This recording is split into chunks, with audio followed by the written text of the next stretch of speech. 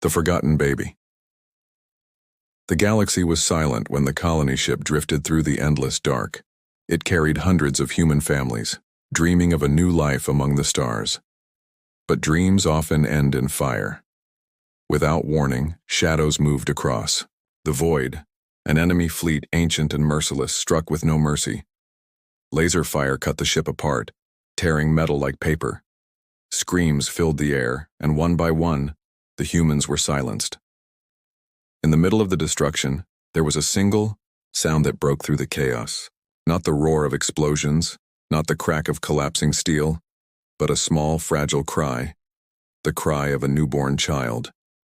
The baby lay hidden in a survival pod, his tiny hands reaching into the air, unaware that his world had been destroyed. Alone, forgotten and drifting through space, he should have died.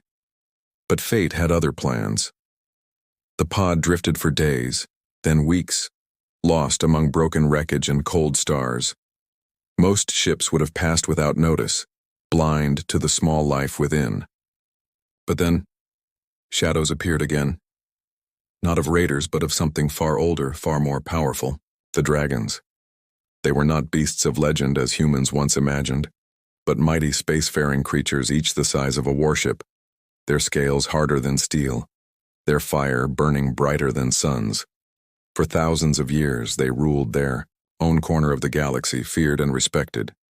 Few dared to approach them, but one dragon, ancient and wise, noticed the strange pod drifting in silence. The great beast extended a claw, careful not to crush the tiny shell. When the pod opened, the dragon expected to find a weapon, a trap, or even the remains of some forgotten prey. Instead, he saw the child, a fragile, helpless infant, with eyes still closed, his voice crying out for a mother who would never answer. The dragon should have left him. Humans were weak, fragile creatures unworthy of dragon blood or care, but something stirred in the beast's ancient heart. This human child had survived the destruction of his people. This small flame had not been snuffed out by the darkness. Against all reason, the dragon decided he would not let the baby die. Carrying the pod between his claws, the dragon flew back to his kin. The others roared in confusion. Why bring such weakness among them? Why waste time on a creature that could never breathe fire, never fly, never fight? But the ancient dragon silenced them. This child was not broken by death. He is more than what he appears. His destiny is not yet written. The dragons gave the boy a name, one from their old tongue, though to humans it would mean nothing, but Little Flame. From that moment he was no longer a forgotten baby. He was the human raised among dragons. Life in the dragon's world was brutal. Mountains of obsidian pierced the sky, and rivers of fire cut through the land. The dragons taught through trial and pain, not gentle words. Yet the boy survived. He crawled, then walked, then ran, his body small, but his spirit unyielding. He could not breathe fire, but he learned to climb the highest cliffs with dragon talons as his guides.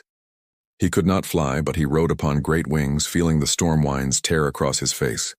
The dragons mocked his weakness, but they began to notice something different. While they relied on power and flame, the boy relied on mind. He watched, he studied, he planned. Where dragons charged with fire, he found paths through patience. Where dragons roared with strength, he solved problems with thought. Slowly, they began to respect him, not for his body, but for his spirit. Still, the question lingered like smoke in the air. Why had the dragons kept him? Why had the Ancient One saved him when others would have left him to die? The boy did not know, and the dragons would not answer. But every night, as he lay beneath a sky filled with burning stars, he dreamed of fire, of destruction, of the cries of his people. Deep within, he carried a wound he did not yet understand, the memory of what he had lost. Years passed.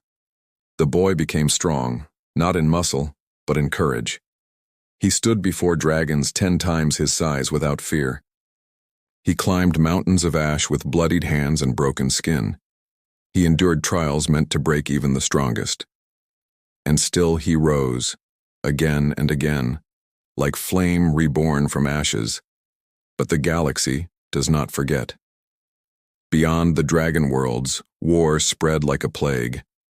The same enemies who had destroyed the boy's family grew stronger, enslaving weaker races, burning planets, and silencing voices. Rumors began to whisper across the stars of a strange human child raised by dragons. To some, it was only a story, a myth. To others, it was a threat.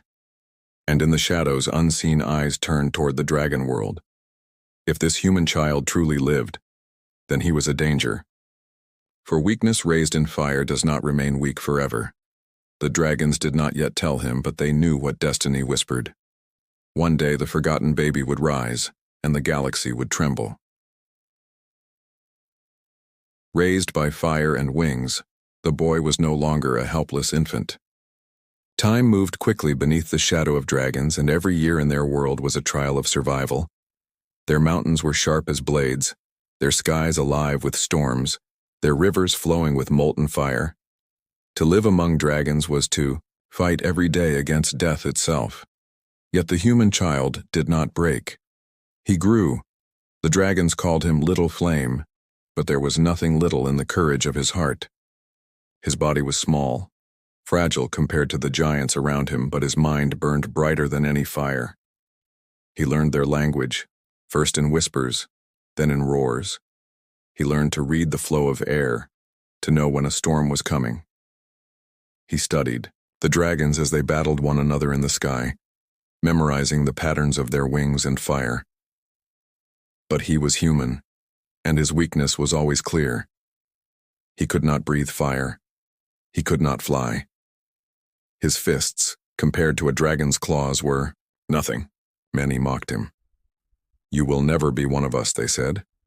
"You will never rise." And yet, each insult was fuel. When they told him he could not climb the black cliffs, he climbed them until his hands bled. When they told him he could not ride the winds, he clung to the neck of a dragon and refused to let go, even when storms tore at his body. When they told him he would fail, he stood again, scarred but unbroken. The ancient dragon who had saved him watched in silence. He never interfered, never helped. But he saw the boy's spirit. Where other dragons relied only on power, this human used thought. He studied, planned, and adapted. He found ways to survive where others would have fallen. And slowly, whispers spread among the dragons. Perhaps the Ancient One had not been wrong. The boy's bond with the dragons grew strongest with one, Sarikar, a young dragon, fierce and proud. At first, Sarikar hated the human, seeing him as weak, unworthy of dragon company. But after a great trial, when Sarikar fell during a storm and the boy risked his life to pull him from a river of fire, their hatred became respect. From that day, they were brothers, not by blood but by choice. Together, they faced the trials of the dragon clans. They hunted in volcanic forests, fought beasts of fire and shadow, and climbed mountains where even dragons feared to tread. Sarikar's strength and the boy's cunning made them unstoppable. One was fire, the other was thought. Together, they were something new. But the galaxy beyond was changing. War spread wider every year. Worlds burned, empires rose and fell, and one day the flames reached even the dragon realm. It began with raiders, strange ships, armored and cruel, entering dragon skies. They thought the dragons weak after centuries of isolation. They thought no one could resist their weapons. They were wrong. Dragons fought with fire, their wings tearing ships from the sky, their claws breaking steel. But in this battle, the boy saw something that the dragons did not. The raiders were testing, not attacking. They were measuring dragon strength, preparing for something greater. And though the dragons roared with victory, the boy's heart grew heavy. He had seen this before. Long ago, before memory, before he even knew the word family, he had seen fire destroy everything he loved. The cries still echoed in his dreams. When the raiders fled, the dragons celebrated. But the boy stood silent. He knew more would come. He knew the enemy would not forget, and deep inside, he knew that his fate was tied to this war. That night, as fire lit the skies, the boy asked the ancient dragon why he had been saved. Why keep him when he was so weak? Why raise him among giants when he was so small? The dragon's eyes burned like twin suns as he answered. Because you are not weak. You are something the galaxy has never seen. A human raised by fire. A creature of two worlds. You will either burn with the stars or save them. The boy did not yet understand, but the words stayed with him heavy as stone. The years passed. The boy became a young man. His mind grew sharper, his courage stronger. Though he still lacked wings, he had something more dangerous than fire. He had vision. He could see patterns others ignored. He could sense danger before it came. He could shape chaos into order, and in the shadows beyond dragon space the enemy prepared. Armies gathered, worlds trembled, and whispers spread across the stars. Some spoke of a strange rumor, a human child who lived among dragons, who fought, as one of them, who thought like no other. The galaxy began to listen.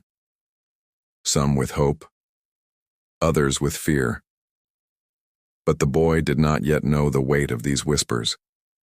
He did not yet know that destiny was closing in. He only knew that war was coming, and when it came he would not stand aside. He would rise. The first test of fire, the skies above the dragon world had always been filled with storms. Fire and ash were normal, part of life. But on this day, the storm came not from the sky. It came from the stars. At first, the young man thought it was thunder. Then he saw the streaks of light. Dozens of ships, sharp and black, broke through the clouds. Raiders, not scouts this time, not a test. This was war. The dragons rose in fury. Wings tore the air as fire lit the heavens. Their roars shook. The mountains and the ground trembled under their rage. The enemy ships opened fire, burning the skies with plasma bolts. It was chaos, metal and flame, wings and steel, destruction raining from above. The young man stood at the edge of the cliffs, his heart hammering. This was no trial, no training. This was life and death. The dragons had taught him many things, but this was his first true test. His first taste of war. Sarikar landed beside him, his scales glowing like molten rock. "Climb on!" the dragon roared. The young man grabbed hold, his hands gripping tightly, as Sarikar's wings snapped open. Together, they rose into the storm. Tiu. Battle was unlike anything he had imagined. Dragons slammed into ships with claws and teeth, ripping metal apart. Fire breath melted steel into rivers of slag. But the enemy was clever. Their ships moved in tight formations, their weapons precise. Every time a dragon fell, the sky shook with rage. The young man could do nothing against such ships. He had no fire, no claws, but he had something the dragons did not. He saw patterns in the chaos. He saw the way the raider ships moved, how they circled like hunters, always focusing on the weakest dragon first. He realized they were trying to break the dragon's will, one death at a time. "Sarikar, fly low," he shouted. The dragon obeyed, diving through the storm. Plasma bolts missed by inches. The young man's eyes scanned the sky, reading the enemy. He pointed. "That one. Attack from below." Sarikar roared, twisting upward. His fire struck the underside of a ship, where its armor was weak. The ship exploded, breaking the raiders' formation. For the first time, the dragons saw a hole in their enemy's strength. They pressed harder. The young man directed Sarikar again and again. Where dragons fought with rage, he fought with thought. He shouted commands, guiding their strikes, breaking the enemy's patterns. Soon, other dragons followed his lead, diving and striking where he pointed. But victory came at a price. The raiders unleashed their deadliest weapon, a cannon that burned brighter than the sun. One blast struck the mountain below, shattering it into fire and stone. The young man was thrown from Sarikar's back, falling through the smoke. For a heartbeat, he thought death had come. But his hands caught the edge of a shattered cliff. Hanging over the abyss, flames burning around him, he looked up. Above, A raider ship hovered, its weapons locked on Sarikar. His dragon brother was trapped, too slow to escape. Without thinking, the young man acted. He pulled himself onto the cliff, sprinted across the burning rock, and leapt onto a fallen dragon spear. With all his strength, he aimed it at the raider's glowing weapon port and hurled it. The spear pierced the ship, sparks exploding across its hull, the cannon shut down, the ship spiraling into the mountainside. Sarikar roared in triumph, blasting the falling wreckage with fire. The other dragons took heart, striking harder, faster, fiercer. The enemy, broken and scattered, fled into the sky. Silence followed. The ground smoldered. The air reeked of ash and blood. Dragons landed one by one, some wounded, some never returning. Among them, the young man stood tall, his body bruised and burned, his hands shaking. He had survived. More than that, he had led. The ancient dragon approached, his massive shadow covering the young man. For a long moment, he said nothing, his burning eyes locked on the human. Then his voice rumbled like thunder. "You fought as one of us," the dragon said. "Not with fire, not with claws, but with something greater." The other dragons roared in agreement. They had seen it with their own eyes. This human, small and fragile, had turned the tide of battle. His mind had saved them, where fire alone would have failed. But not all roared in praise. Some looked at him with fear. If a human could command dragons, what did that mean for the future? What destiny was he forging in the fire of war? That night, as he sat beside Sarikar, staring at the stars, the young man felt the weight of what had happened. He had saved his family. He had fought not as a dragon, not as a human, but as both.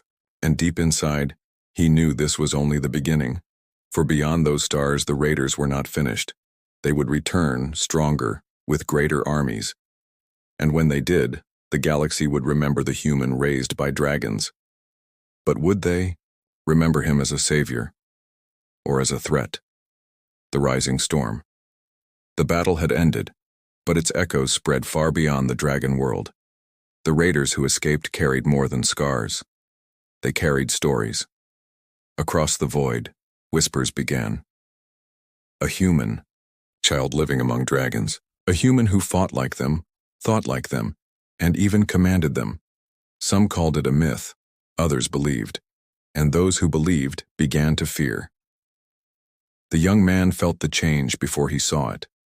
Dragons who once mocked him now looked with quiet respect or with unease. They had seen him guide their kin to victory.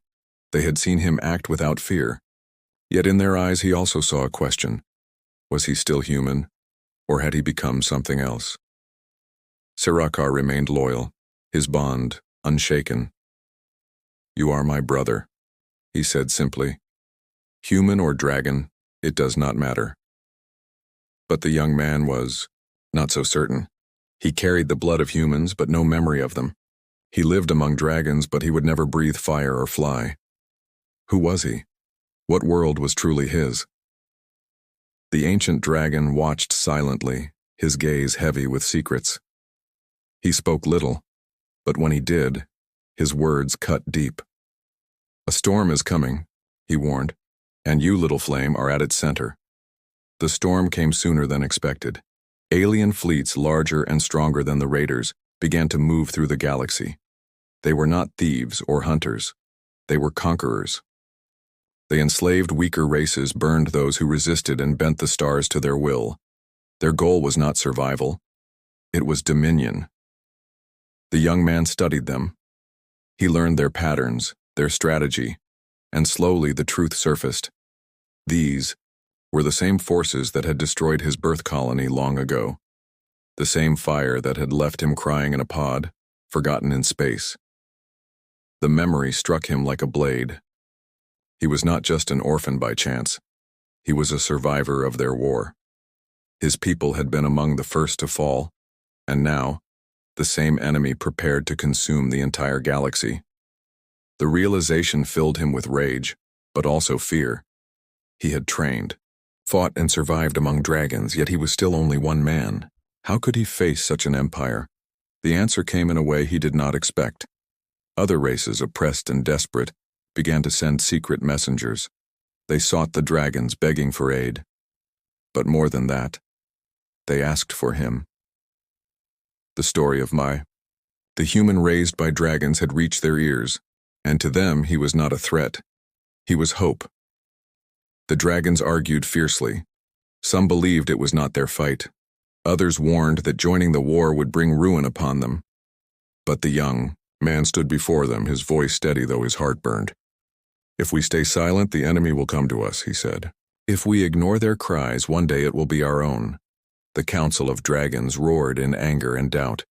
But the Ancient One silenced them. His words shook the chamber like thunder. "This child speaks the truth. The fire of destiny burns in him. We cannot turn away." For the first time, the dragons prepared for war beyond their borders. Yet even as hope rose, shadows deepened. The enemy, now aware of the rumors, began to hunt for the human. To them, he was not just a boy. He was a danger, a symbol that could unite others against them. They placed a bounty on his head, spreading fear wherever his name was spoken. The young man felt the weight of it. He was hunted, watched, marked for death. And worse, he was not sure if he could protect the ones he loved. One night, as he stood on the edge of a burning cliff staring at the endless stars, Sarikar asked him the question that haunted them both. "Will you fight as a dragon or as a human?" The young man did not answer at once. He thought of the fire in his dreams, of the cries of his people, of the blood spilled in battle. He thought of the dragons who raised him, who gave him strength when he had none. And then slowly he spoke. "I will fight as both, human and dragon. I will be what the galaxy needs." The storm had begun. Armies moved in the shadows. Enemies gathered. Hope flickered like a small flame against the darkness, and in the center of it all stood the boy who was no longer forgotten. The child abandoned in space. The orphan raised by fire. The human forged in dragon wings. The galaxy would soon learn his name. Savior of the stars. The storm the ancient dragon had spoken of finally arrived. The sky above countless worlds turned black with warships. The enemy empire moved like a tide, drowning everything in fire. Planets fell one after another, their people chained, their voices silenced. For many, hope had already died. But in the shadows of defeat, a new banner rose. It was not of humans alone. It was not of dragons alone. It was something the galaxy had never seen, a force united by both. And at the front of it stood the young man, once forgotten, once abandoned, now called by many names. The Flame-born, the Dragon's heir, the Savior of stars. The final battle began on the edge of a dying sun. The enemy's fleet was endless, stretching across the void like a wall of steel.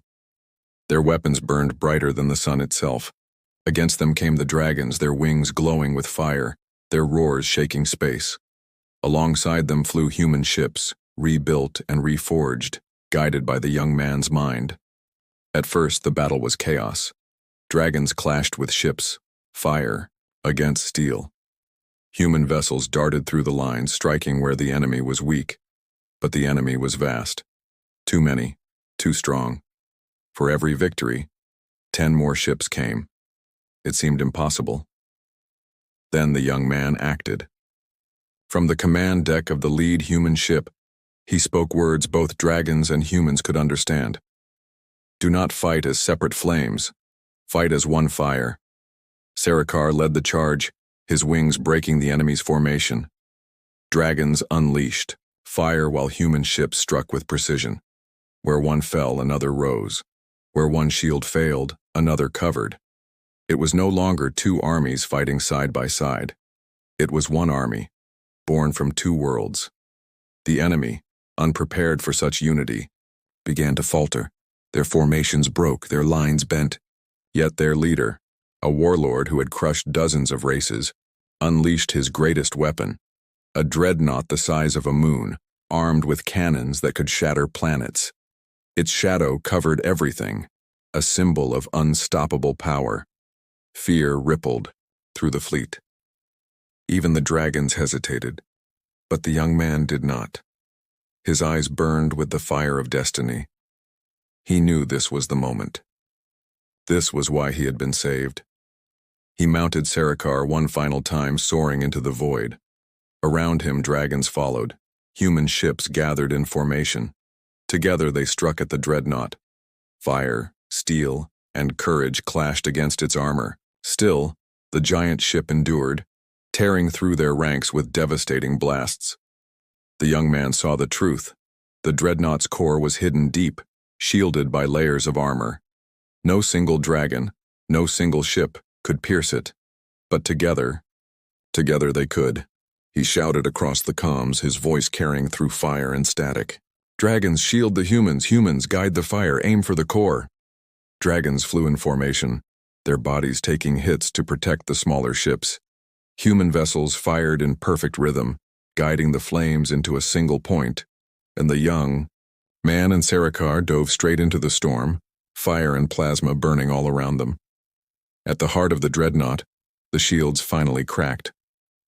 The young man hurled the ancient dragon spear, the same weapon he had once used to save Sarikar. It struck true, piercing the core.